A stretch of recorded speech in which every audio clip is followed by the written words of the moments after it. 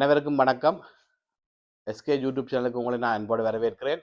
நாங்கள் இன்றைக்கு என்ன பார்க்க போகிறோம்னு சொன்னால், ஒரு இந்த ரெண்டு சொற்களும் எந்தெந்த சொற்களுக்கு முன்னால் வருமென்று சொல்லி தான் நாங்கள் பார்க்க போகிறோம். எப்படி இனங்காணலாம், எப்படி கண்டுபிடிக்கலாம், எப்படி எழுதலாம்னு சொல்லி ஓர் ஒரு இந்த ரெண்டும் எங்கெங்கே வரும், எப்படி நாங்கள் ஒரு இதுக்கு முன்னால் ஓர் வரும், இதுக்கு முன்னால் ஒரு வரும்னு சொல்லி எப்படி கண்டுபிடிக்கலாம், அதை பற்றி தான் நாங்கள் பார்க்க போகிறோம். அது எப்படின்னு சொன்னால், உயிரெழுத்துண்டா ஆனாவிலேருந்து அவ்வனா மட்டும் உயிரெழுத்துக்களுக்கு முன்னால் ஓரென்ற சொல்லும், உயிர்மை எழுத்துக்கள் வல்லின மெல்லின இடையினா கசர ஜரலவல்ல ஞாபக இந்த எழுத்துக்களுக்கு முன்னால் வார உயிர்மை எழுத்துக்களுக்கு, அதாவது உயிர்மை எழுத்து தொடக்கத்தில் வார சொற்களுக்கு முன்னால் ஒரு என்ற சொல் பயன்படுத்தப்படும். உதாரணம் எப்படின்னு சொன்னால், உயிரெழுத்துக்கள் ஆனாவண்ணா அவனா மட்டும் இதுக்கு முன்னால் எது பாய்ப்போம், ஓர் என்ற சொல் எப்படின்னு பார்ப்போம். ஆடு, இங்கே ஆவன்னா உயிரெழுத்து, அப்போ ஓர் ஆடு. இலை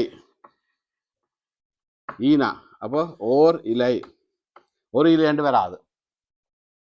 அப்போ நாங்கள் ஒரு எங்கே பாய்ப்போம், வல்லின மெல்லின இடையின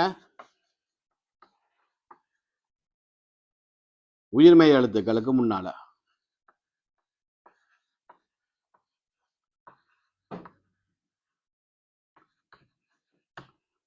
வல்லின மெல்லின உயிர்மை எழுத்துக்களுக்கு முன்னால நாங்கள் ஒரு என்று பார்ப்போம். உதாரணத்துக்கு வீடு, வீடண்டா வியனா என்னது, உயிர்மை எழுத்து, உயிரெழுத்து இல்லை, உயிர்மை எழுத்து. அப்போ உயிர்மை எழுத்துக்கு முன்னால் எது வரும், ஒரு வீடு, ஓர் வீடுன்னு எழுத மாட்டோம், ஒரு வீடு. மரம், ஓர் மரம் இல்லை, ஒரு மரம்.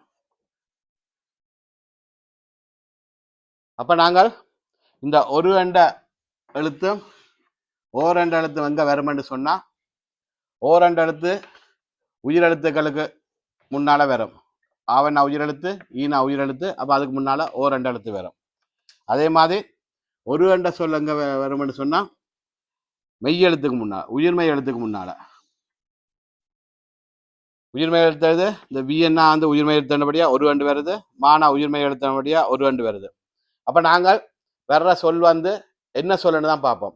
அதாவது உயிரெழுத்து இருக்கா, உயிர்மை எழுத்து இருக்கா. உயிரெழுத்து இருந்தால் ஓரெண்டு பாய்ப்போம், உயிர்மை எழுத்து இருந்தால் ஒரு ரெண்டு பாய்ப்போம். அவ்வளோந்தான், பெருசாக கஷ்டம் இல்லை. நீங்கள் எல்லாம் யோசிக்க தேவையில்லை. யாராவது ஏன் நாங்கள் ஆடுக்கு முன்னால் ஓரெண்டு போடுறோம், ஒரு ரெண்டு போடலைன்னு சொன்னால் நீங்கள் உடனே சொல்லுங்க. ஆடுல அவன் வந்து உயிரெழுத்துக்கு முன்னால் இப்போ வந்து ஓர் தான் வரும், ஒரு வராது. அதே மாதிரி மரமண்டதுக்கு ஏன் நாங்கள் ஒரு வண்டு போடுறோம், ஓர் மரமண்டு போடலை. மரமண்டத்தில் மானா வந்து உயிர்மை எழுத்து இருந்தால் கட்டாயம் ஒரு வண்டு தான் வரும். அப்போ உயிரெழுத்துக்கு முன்னால் ஓரண்டும், உயிர்மை எழுத்துக்கு முன்னால் ஒரு வண்டுன்னு சொல்லி தான் நாங்கள் பாவிப்போம். இது வந்து நீங்கள் யார் எப்போ கேட்டாலும் தெளிவாக சொல்லக்கூடிய மாதிரி இருக்கணும். இல்லை இது அப்படித்தான் வரும்னு சொல்லக்கூடாது, அல்ல எனக்கு தெரியான்னு சொல்லக்கூடாது. உயிரெழுத்துக்கு முன்னால் ஓர், உயிர்மை எழுத்துக்கு முன்னால் ஒரு, அவ்வளோந்தான். பெருசாக கஷ்டப்பட தேவையில்லை. உங்களுக்கு டெஸ்ட்டுக்கு இல்லை பரீட்சைக்கெல்லாம் இலவாக வந்தால் கண்டுபிடி எழுதக்கூடியா இருக்கும். கட்டுரைகள் எழுதிக்க பிளவில்லாமல் எழுதலாம். அப்போ வடிவாக பார்த்துக்கொள்ளுங்க. ஓரெண்டு சொன்னால் உயிரெழுத்துக்கு முன்னால், ஒரு ரெண்டு சொன்னால் உயிர்மை எழுத்துக்கு முன்னால், அவ்வளோந்தான். ஒரு கஷ்டம் இல்லை. இது விளங்கி இருக்கும்னு நினைக்கிறேன். இதோடு தான் இந்த காணொலியை முடித்துக்கொள்கிறேன். மீண்டும் இன்னொரு காணொலியை உங்களை சந்திக்கும் வரை நன்றி, வணக்கம்.